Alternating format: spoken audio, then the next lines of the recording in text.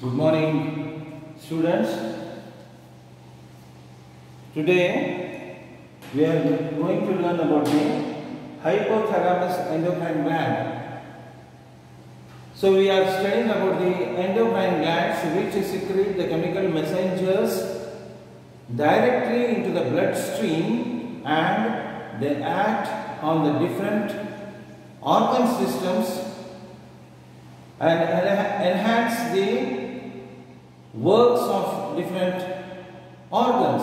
So these are the chemical messages produced by the specialized glands, specialized tissue glands.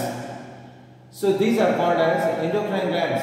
I have already told there are 11 endocrine glands present: pituitary, thyroid, parathyroid, adrenal, hypothalamus, pineal, pancreas, thymus, testis, ovary and placenta. There are 11 endocrine glands present in the human body. They are, the first one is the pituitary gland, second is the thyroid gland, we have already studied, parathyroid we have studied, adrenal also we have studied. Now today we are going to study about the thalamus and pineal gland. And there are other glands also: pancreas, thymus, testis, that is the male reproductive organ, ovary, the female reproductive organ, and the placenta, which is present in the uterus of the female during pregnancy. So these are the 11 endocrine glands. Today we are going to study about the hypothalamus, which is situated in the cranial cavity, that is the cranium, in the head region. The hypothalamus is situated in the cranial cavity or in the head region. Point number 1, hypothalamus is the central part between nervous system and endocrine system. Between nervous system, it acts between the nervous system and endocrine.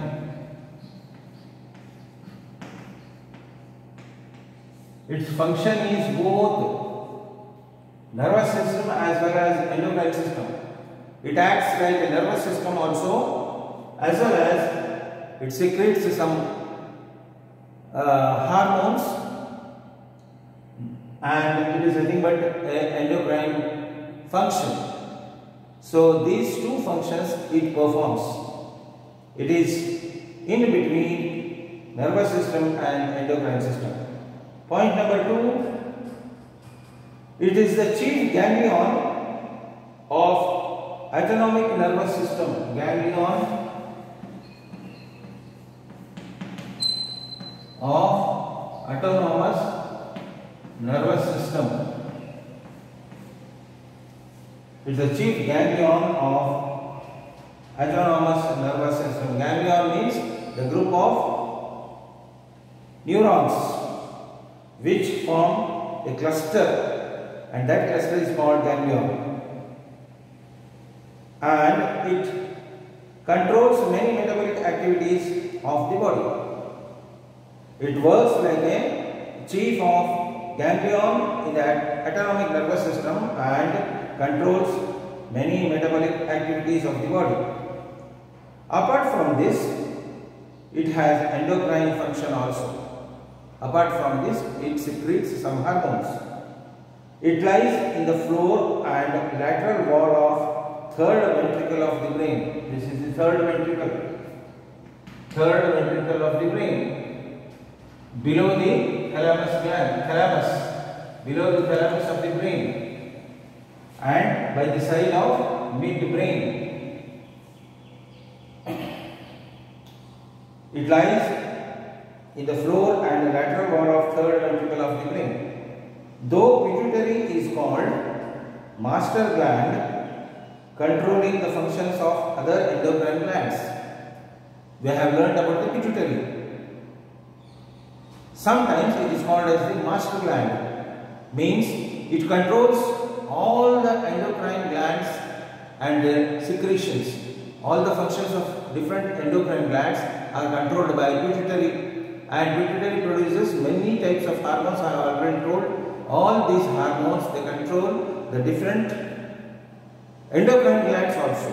So it is called as master gland. Though it is called as the master gland,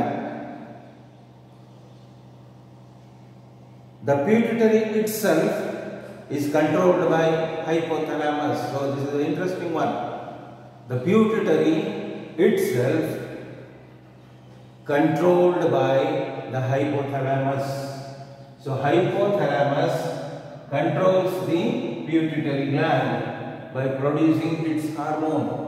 The work of the pituitary, or the hormones produced by the pituitary, which control almost all body activities or almost all endocrine glands, functions of the endocrine glands, is controlled by hypothalamus. Hence it is not called as, nowadays it is not called as a master gland. It is not a master gland. It is also under control of hypothalamus. Hypothalamus has many nuclei, but two are most important. There are two nuclei present in the hypothalamus which are very important. The first one, supraoptic nucleus. Here the hypothalamus is there. There are two nuclei called as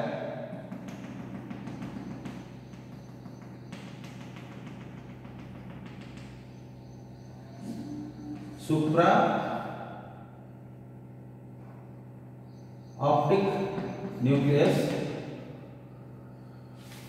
Then the second one is paraventricular nucleus. So these two nucleuses are there in the hypothalamus, which are very important. The supraoptic nucleus, this lies above the optic chiasma. Here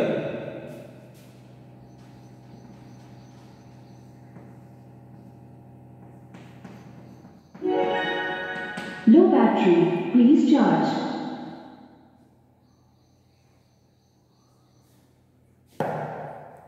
So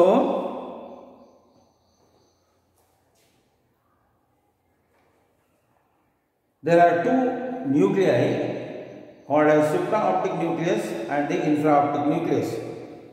The supraoptic nucleus lies above the optic chiasma, from where the nerve fibers arise and move downwards in the posterior pituitary gland. The nerves arise from this one and they go in the pituitary, anterior pituitary. Likewise, here also the nerves come from the two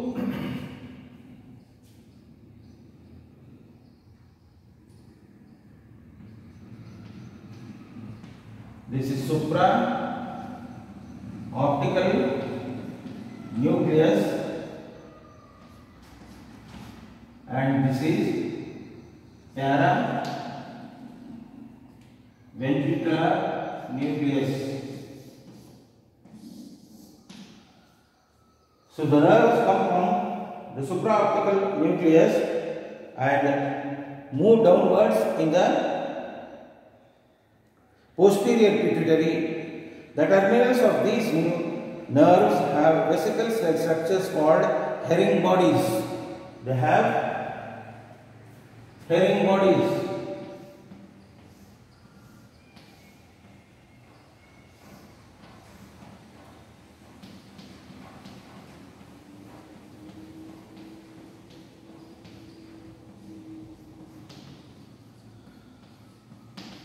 Herring bodies. So these herring bodies, where the hormone is stored. The hormone released by the hypothalamus is brought to the pituitary through the nerves and it is stored in the herring bodies, which are the vesicle-like structures at the end of the nerves. At the end of the nerves, coming from the hypothalamus. So,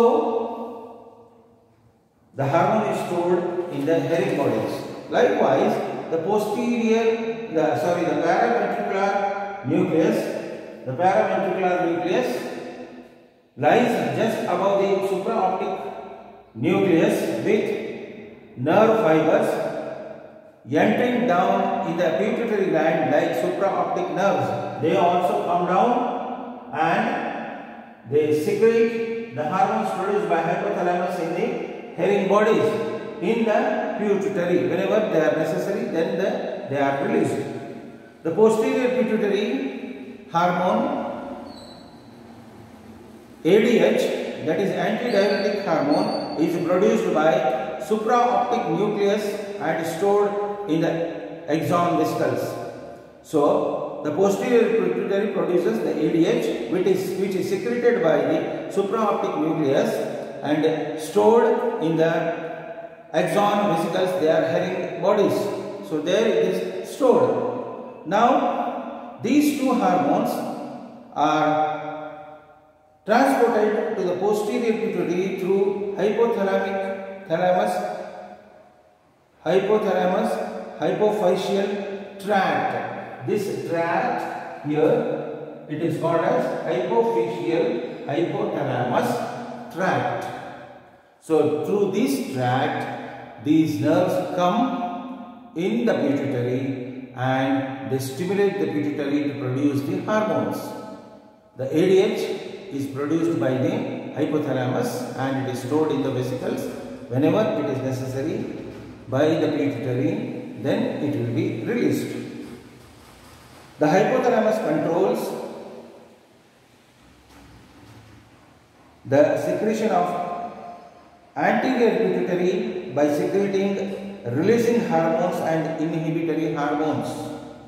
So, the anterior pituitary, the hypothalamus controls the secretions of antipituitary gland by secreting releasing hormones.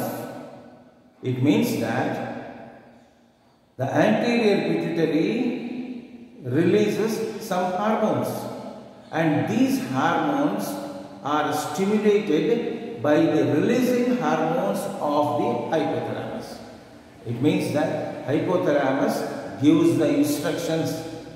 It releases the releasing hormones of the anterior pituitary and it also releases the inhibitory hormones.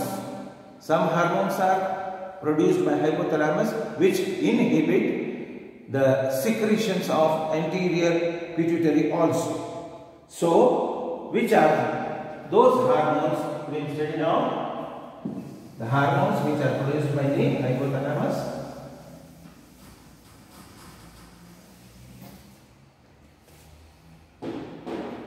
The growth hormone releasing hormone.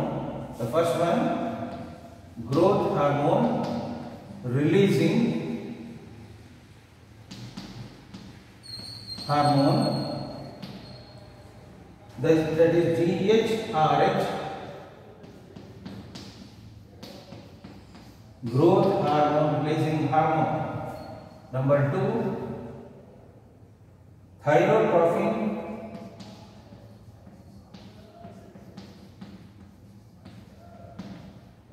releasing hormone, that is TRH,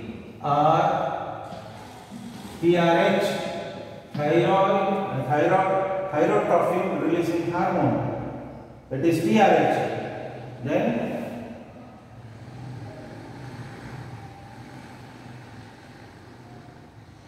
growth hormone inhibitory hormone, growth hormone inhibitory hormone, that is GHIH, inhibitory. It inhibits the growth hormone release from the pituitary.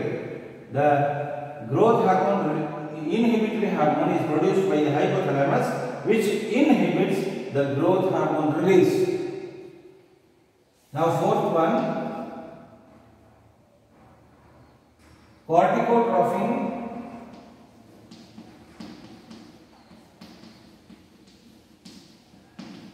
releasing hormone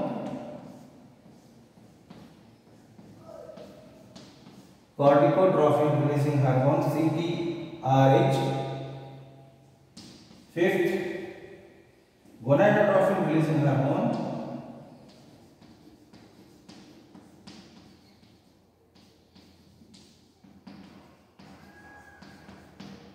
that is GRH. The sixth one is prolactin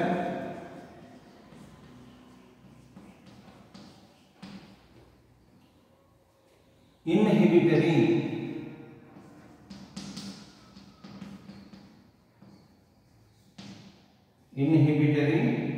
hormone, that is PIH.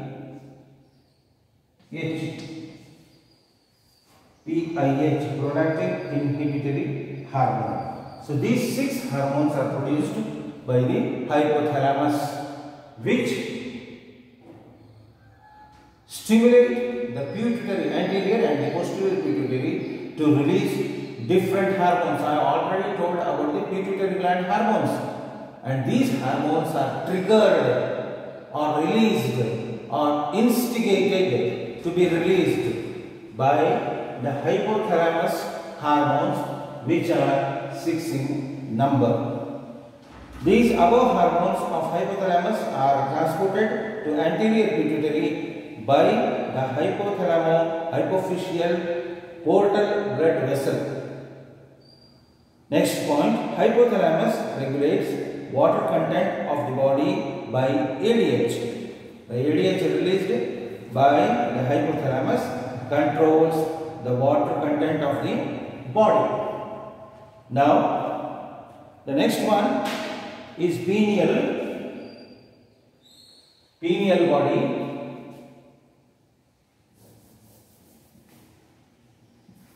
Sixth one is pineal.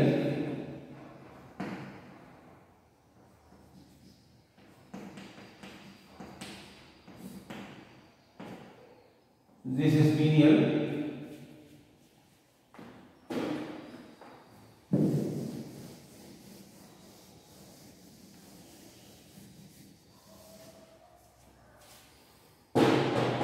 The pineal body is a very small body or the organ which is an endocrine gland. It is also called as hypophysis cerebri. Hypophysis cerebri is pituitary gland. Hypophysis is pituitary. This is epiphysis. Epiphysis cerebri. Pineal gland is also called as epiphysis cerebri. Long back, pineal gland was considered as the vestigial gland. Vestigial, I have told already, in the digestive system. Appendix is a vestigial gland now. It doesn't have any function. Likewise, pineal gland was considered before that it is a vestigial gland. It is a non-functional portion, or it doesn't have any work. Previously it was thought like that, but now it is known to be an endocrine gland. Now it has been, the scientists found out that this is an endocrine gland of great importance. It has great importance actually. It releases some hormones which are very important. So the pineal gland now it is considered as an endocrine gland. Previously it was thought that it is a vestigial gland, functionless portion or the functionless tissue or the functionless organ. But now it has been found out that it is nothing but a endocrine gland of great importance. It is a small reddish structure and about the size of pea. It is located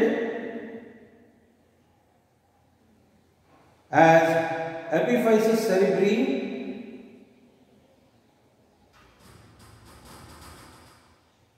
It is situated in the middle of brain behind the third ventricle lateral to thalamus. It secretes the hormone called melatonin.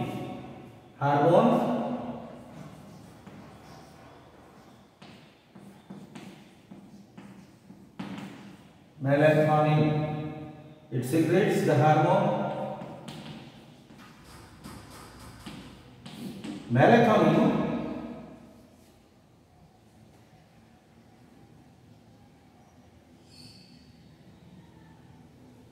Not thought, P-O, melatonin. The hormone plays a very important role in the regulation of our body rhythms like sleep, awake cycle, etc. It regulates our sleep, the timings which are meant for the sleep, and awaking cycle is maintained by this melatonin hormone released by the pineal gland. It also helps in maintaining body temperature. It also helps. The functions are, number one, it regulates the rhythms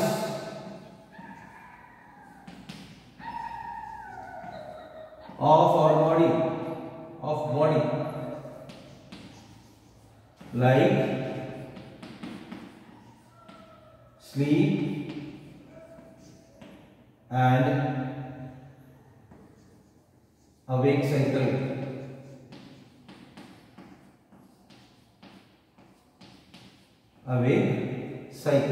Second one, it maintains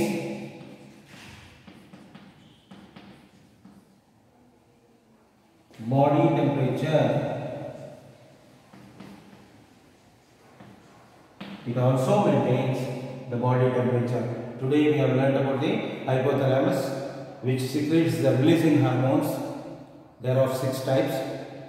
And the pineal gland, which secretes the melatonin, regulates the rhythms of our body or the functions, the continuous functions of the rhythms or the continuous functions of the body like sleep or awake cycle. Then it also maintains the temperature of our body. So these are the functions of the melatonin released by the pineal gland. So it is also called as a endocrine gland of great importance. Before that it was thought that it is a vestigial gland, functionless portion or the functionless tissue. But now it has been found out that it is a endocrine gland. Tomorrow we are going to study about the pancreas and other different pancreas here. The 7th one, only 2 or 3 are remaining now. So we will finish up soon. Thank you very much.